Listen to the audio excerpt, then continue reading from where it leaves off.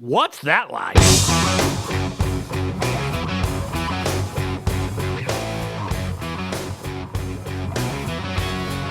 Hey, how you guys doing out there? This is John here from the What's It Like podcast. Today, it's my special treat to bring you the very first episode of What's It Like, kind of centering around what's going on here in southern Macoupin County and Montgomery County, a little bit of Madison County and stuff like that. But my first guest here is Bob Krug. Bob, Mount Olive boy, born and raised, I guess. Is that right, Bob? Well, I was initially from Bunker Hill, and then about when I was in the fourth grade, then I moved here to Mount Olive, and I love it here. It's amazing. Yeah, you've been here. You graduated high school last year, SIUE freshman. What are you majoring in? Right now I'm in mass communications, and none of my classes feel mass communication E, but at the end of those 4 years, it will be mass communications. It's a good place to go. But we're not here to talk about school. We're not here to talk about, what you did in the past. We're here to talk about what's going on with you right now. Thing that makes you really interesting to me, you've been my neighbor a long time. We talk a lot. I know you're a big race fan. And the thing that you've been doing here that I've certainly been following over the last year or so, is you've been racing in the iDrive series down at Gateway International Raceway, Granite City, Illinois, kart racing. So kart racing, I mean, just in a few seconds, Bob, tell us what it's like to be a kart racer. It's pretty amazing. I mean, you look on the TV and you see what they're doing in Formula One, IndyCar, and even NASCAR. And a lot of those guys, they, got their start in kart racing. So it's very intense. It's very amazing, what they are doing. And, to be able to kind of do that on a smaller level and, see what they were like at the very beginning, the grassroots of what the actual sport is. It's amazing, intense, and I'm, glad to be a part of it. Yeah, a lot of these guys started kart racing. Jimmy Johnson, kart racer, wasn't he? A little bit of motocross. Yeah. Probably the king of kart racing was Ayrton Senna way back in the day, and that's really where everybody starts. Even the NASCAR stars and the IndyCar stars of today, like you said. So tell me how you got into kart racing. Well, it wasn't traditional. It wasn't like I grew up with, a rich family, and it was just kind of, something that, they wanted to invest in, or I wasn't born into a racing family where it was kind of, a given, like with Chase Elliott, he just, that's what he's going to end up being. For me, it was just kind of like a spontaneous thing. The Gateway Kartplex, like you said, in Madison, Illinois, they opened up, I think it's been about 2-3 years now, and they really haven't been that, as big as they are now. It kind of really took off this last year, but I wanted to take my dad there for Father's Day, and then I experienced it for the first time, and it was amazing, and then my lap times were really good for the first time out as well, so then I went back a couple more times, and now I sit 12th in the total ranking at the Kartplex out of like 16,000, 18,000 registered racers, so yeah, and then, getting the compliments of the professionals that race there in the private series and stuff like that, it definitely feels really good, so that's my start, and I think that's just the beginning. So this year, we'll call it your second season in iDrive, getting ready to start up here this spring. You started with what they would call like their fall season late last summer. Is that correct? Yeah, it was kind of, a spontaneous thing that I did there as well. They already had the first race, and I jumped in for the second race. It was a 6-race series, and they take off your 2 worst races. So by the time I stepped in for the second night, basically I already had that free 2 nights off, so I had to make sure I didn't miss any others and stay on the grind, and I was very successful, I believe, in the first one. All the guys that were there previous for the spring season that year, they were all pretty impressed with what I was doing, and I was able to take home a 4th place finish in overall points. And then for the championship event where they kind of clear the board, and then the qualifiers, they all compete for the sponsorship for the Ignite K3 kart for this year. I got a 4th place there too, so I think that's pretty good, and then I'm looking forward to what we're going to be able to do this year. Yeah, so you're in the series. Tell our listeners what that series is really about. You said you didn't come from a big racing family. You're not hauling a cart down there every week to do this. Tell us how the iDrive series works. Well, the Gateway Kartplex, they have rental carts there, and it's not your traditional amusement park go-karts. Those things run upwards to 50 miles per hour down the backstretch. And basically what you do is you put down your fees, which are really cheap compared to a lot of other places that you could go and race karts like this fast. I think this year it's $50 a night or $300 for the entire season. They're actually adding another race to the season, so it's a 7-season basically a series for $300, which is, you're not going to be able to get that anywhere. But you go and you race their rentals, and you go out, qualify, and then there's 2 heats that follow. They have a light and heavy class down there, and obviously, with my size, I'm in the light class. Yes, so. Light class for you, heavy for me. Yeah. And, it's just awesome. Yeah. So tell me about the karts themselves. Like you said, not your typical amusement park go-karts with a 5-horse Briggs and Stratton engine off the back that's seen their better days. Tell us a little bit about these machines. These are Sodi GT5 rental carts, and Sodi they actually do a lot of private carts as well, but they also manufacture for the rentals. And the people at the Carplex to keep these things very well maintained. Like I said, they do upwards of 50 miles per hour, and you're running around the track about the same speed as the Ignite K3s, but you can definitely do a whole lot more in the privates as well. But their rentals are definitely not your traditional Six Flags, jump around with little Jimmy and then, the entire family. This is something that's, it's very intense. Yeah. So let's talk about that. I mean, I did this once, maybe about a year ago. I went, we'll call it a corporate event where a bunch of guys like myself, don't have a lot of experience with this. We jump in these things. I did this thing for an evening. I probably ran a total of maybe 45 minutes. I've never been more wore out from the upper body, just trying to manhandle one of these carts around there. Tell us a little bit about the track, the layout, really from that standpoint, what it's like when you're pulling some of these 50-mile-an-hour turns and the G's you might feel. Well, Keith Scharf is the general manager there, and he was a racer himself, and he put a lot of work and time into, this track layout. So you got the sweeping turns and everything, and then the long backstretch, and then the bus stop at the very end. And, it's a very technical track. It's not something you can run in like a super speedway where it's literally just straightaways and curves. And, it's very complicated, and it's very, aggressive on your body. I mean, like you said, you're working your arms. And for me, there's a lot of room in the kart, so my back's going all over the place. And when I get done with the night, there's welts on my back, and, you're just wanting to massage the next, before the next race, and you're just really, sore from it. But like I said, Keith, he did a lot of awesome, things with that track, and it's amazing. And I think they're seeing the results of it now with how successful it's been with the rental series, and then the Ignite K3 that they got with the Margay Karting Association, and then the Super Comp where they take the more, the shifter carts that are running 80 miles per hour, and it's amazing. So, Bob, I mean, how much has this taken over your life, your daily thoughts? What's going on there? Friendships, I'm sure you've formed. Oh yeah, the first night out there, I met Brendan Lauer, Austin Russell, Colin Predith, and Matt Chubb, who are all just amazing people. Like, they're genuine, down to earth. Especially Brendan Lauer. Me and him are going to be racing this year, and we're technically teammates. We've created our own racing team for if we ever go professional. It's Lauer Krug Racing, and he's, me and him hit it off the first day, and we just kind of laugh at how similar we are as people. It's like the same person.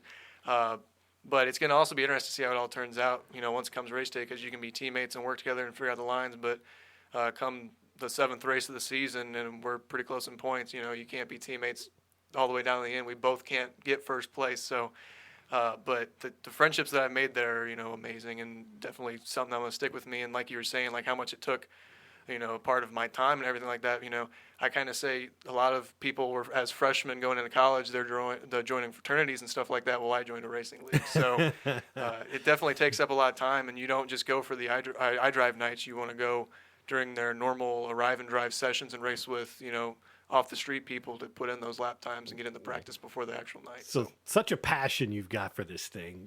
Where did your passion for racing start? Well, growing up, me and my dad, the two things that we would always watch on television were professional wrestling and NASCAR. And sometimes those lines cross. Oh, yeah, definitely. I feel like that's like a very traditional thing for a father and son, go see the races. And then, but like for me and him, it was kind of like a yearly, like we'd switch, like we'd go, I've been to a couple of WWE events, the Elimination Chamber when that was in St. Louis, and Judgment Day. But then we would switch, and then we were going into NASCAR, and then I was given an awesome opportunity. I can't talk too much about it publicly, but I was able to go into the actual infield at Chicagoland, Gateway, and Kansas to check out what it's like behind the scenes and meet Kyle Busch, Eric Jones, and be really close to a lot of the top competitors. And I thought that was very cool and interesting. And then now, after experiencing the Gateway Kartplex, which I thought was just going to be a one-time outing with me and my dad, it's turned into something that could potentially be a part of my future. So that's definitely a passion that I've had in me, and it's just exciting to see how everything can turn out, and the actual technicality of it. People look at NASCAR and like, oh, that's boring. They're just making left turns, and but there's a lot of effort that goes into it. That's a lot of precise things you got to do as a driver, and then especially the crew as NASCAR goes and whatnot. But like I said before, the start is karting. So Now, you actually started racing in the virtual world, correct? Yeah. I know you've been doing that. You use iRacing, and you've been doing that a while. Any success stories you can tell us out of your iRacing career? I really haven't gotten extremely successful off of iRacing. I've only gotten a couple wins in the rookie season, and I've done a lot of stuff on it. But you hear stories of the big NASCAR names like Dale Jr. and there was even a video with Tony Stewart using iRacing for him to prepare for Texas and stuff like that, where he's had a couple issues. And one of my good friends, Austin Russell, he actually competes in the B class and A class, and he's almost qualified for the actual NASCAR series or sanctioned series, the Peak Antifreeze series in iRacing, which is awesome. I've never made it that successful, but I can tell you that I've learned a lot of things in iRacing that has definitely helped me out on the real world. Such as? How to enter turns, how to handle the steering of it, working on counter steering, going in the turn, getting it loose, how to correct those, movements. You really, running a speedway in iRacing isn't going to necessarily help you out with something like the Kartplex where it's very complicated. But those couple, little, tweaks on how to, get the steering wheel going, manage, throttle and brake and get all that lined up. Yeah. It's, definitely helped out on those situations. Yeah, it's a lot of fun. I've done some virtual racing myself. I'm certainly not that successful at it, but I do know it does translate to what you're doing in the kart series. Like you're saying, making sure you hit the apex of a turn, you're coming through it, you're accelerating out of the turn. It's where you're going to pick up your time. The karts themselves, prepared in the iDrive series to kind of be in a, I'll use the phrase IROC to some of our old racing fans out there, very similarly prepared. It should come down to driver more often than not. Is that the case? Well, sometimes. They've gotten a lot better with it. With them being rental carts, sometimes, they'll wear out, more than others. So there was times, during last year where a certain cart wouldn't be as good as another cart. And, numbers such as like Kart 3 and Kart 8, like which we used to make the joke where the Earnhardts, they're kind of disgracing the Earnhardt name. That's sacrilege. Yeah. But, they've gotten a whole lot better with that, especially during the championship. I think one of us was stuck in Kart 3 during the championship, and we were able to actually not too bad with it. So they are hearing our cries and woes for, fix the carts. But,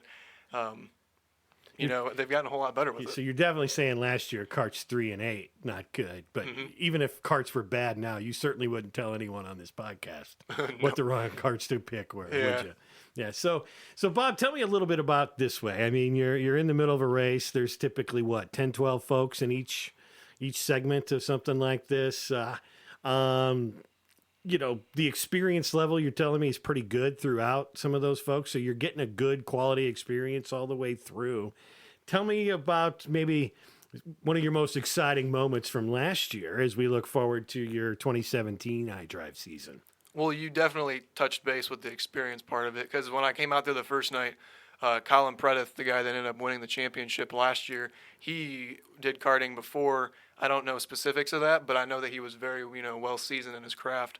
And I would say the most exciting moment for me actually involves Colin, and it was like the fourth night, and it was like the first heat, and I was running second behind him, following his lines, trying to, pick up the speed. And it was like the first night we ever hit in the 37 seconds, because generally you're running in 38s, but we were running in 37s this night, which was awesome to get, record times.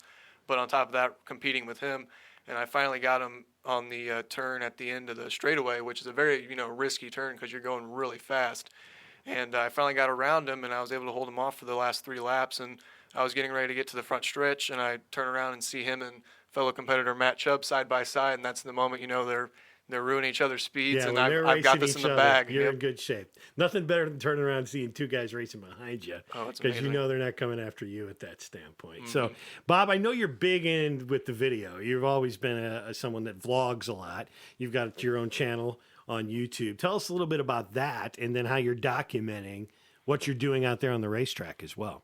Yeah, I have a YouTube channel. I've been making YouTube videos for 7 years now, and it's ATA Network, and that's what the original name was.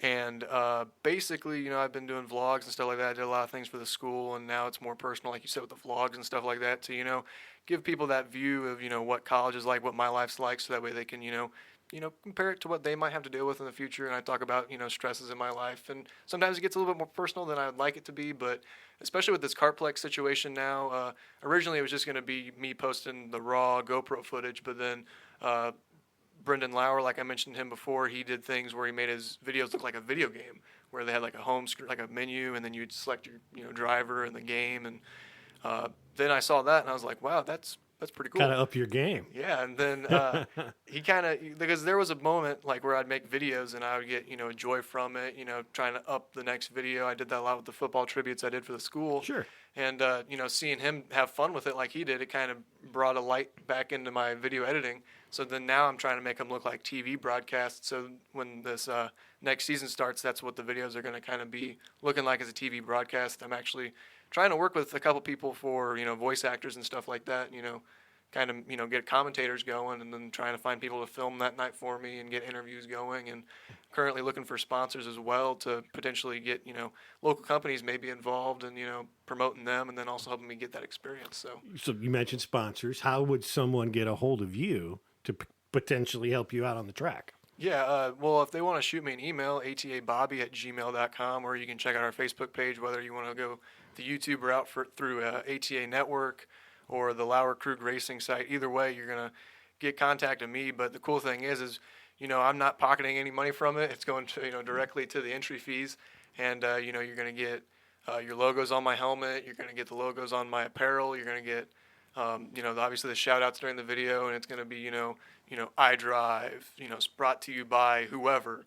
And it's going to, it's going to look really cool. And, obviously, a lot of companies may not get, the full, benefit that they would get out of other, sponsorships. But I think if they, appreciate, what I've done in the past, they're going to see, it'd be pretty fun to do that. Well, you're a quality guy. You're a quality individual. I've known you most of your life. I'll say that. It's been that way.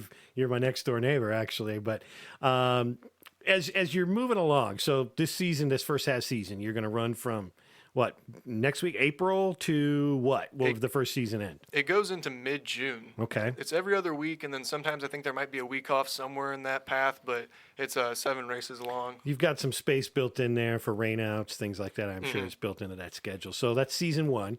Season 2 would then kick off in, I believe it's August. August and run probably into October. October, yep. Yeah. So obviously there's chances for people to help you out there on both season sides for that. So let's look ahead. Let's look into the future, put the crystal ball out here a little bit and talk about the future. What happens here if you do well? What's your next steps in racing, if there's next steps in racing?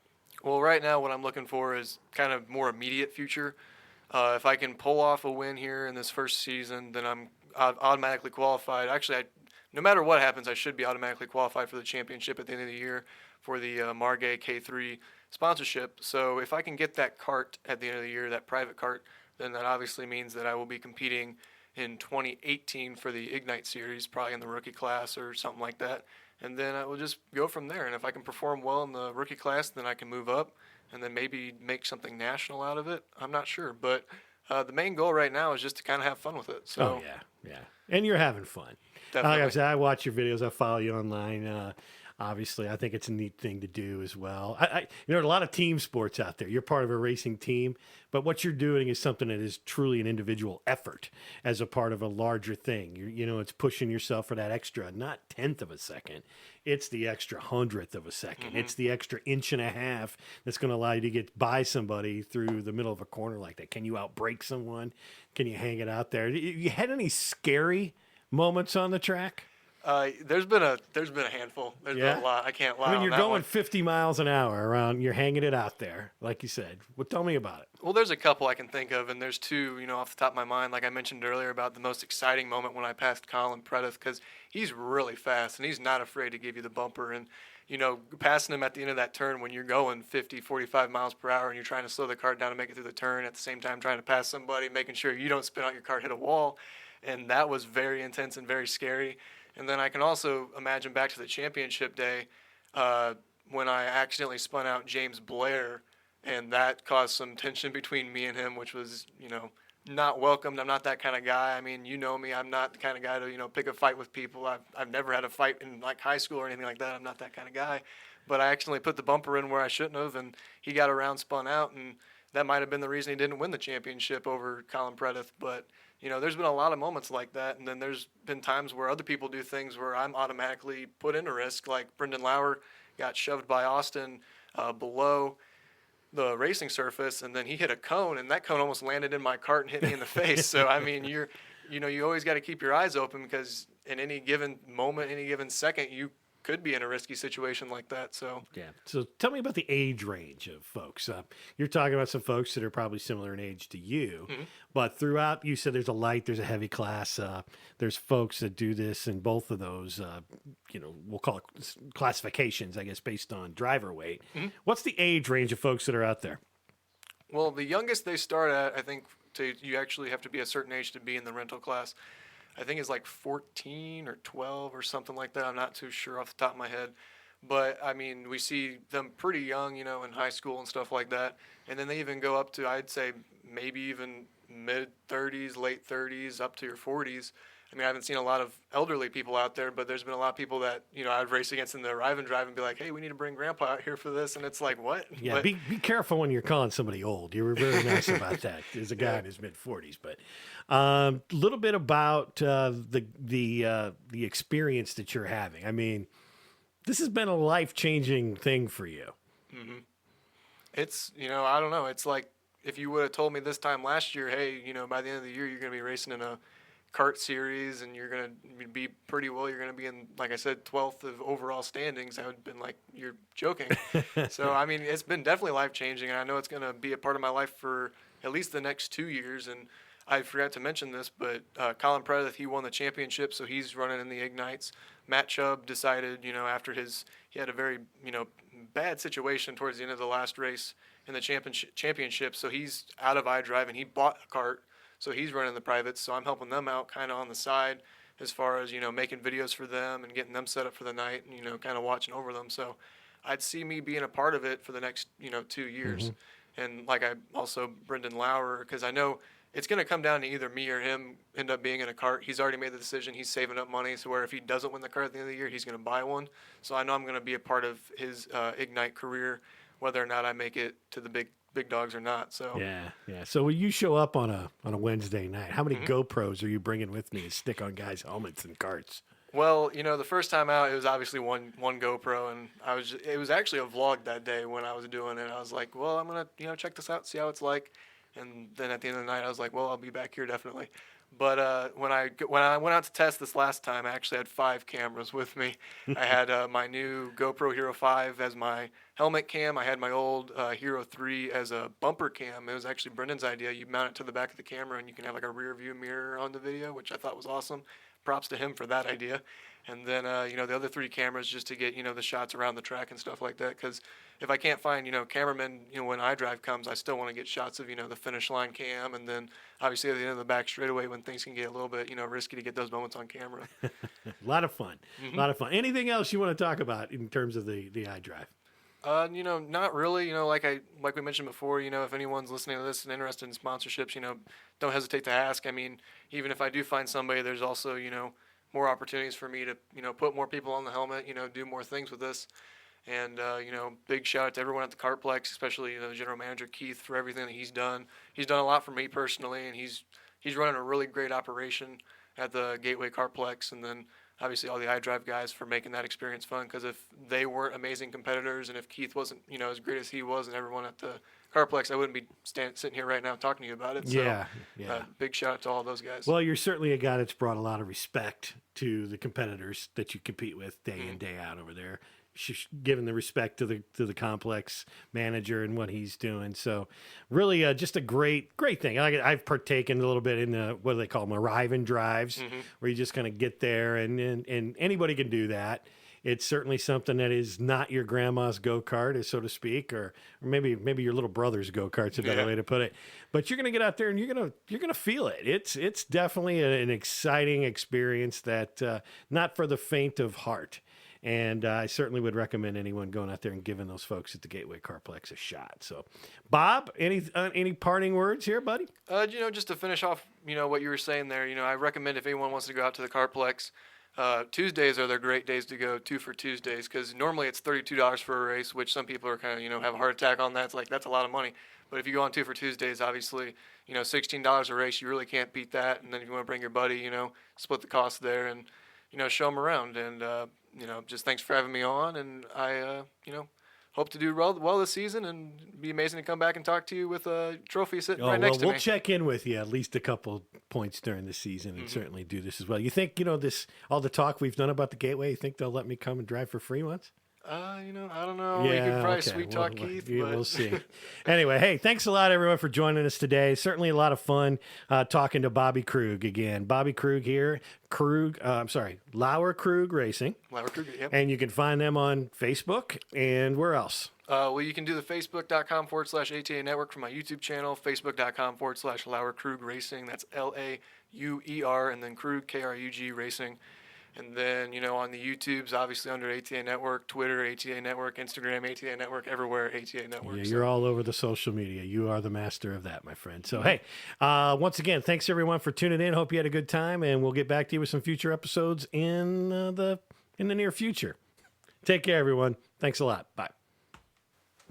What's That Like's a podcast brought to you by John Knowles, serving Southern Macoupin, Montgomery, and Madison County. Subscribe today on iTunes. Follow us on SoundCloud. We'll also be on Facebook soon. Thanks a lot.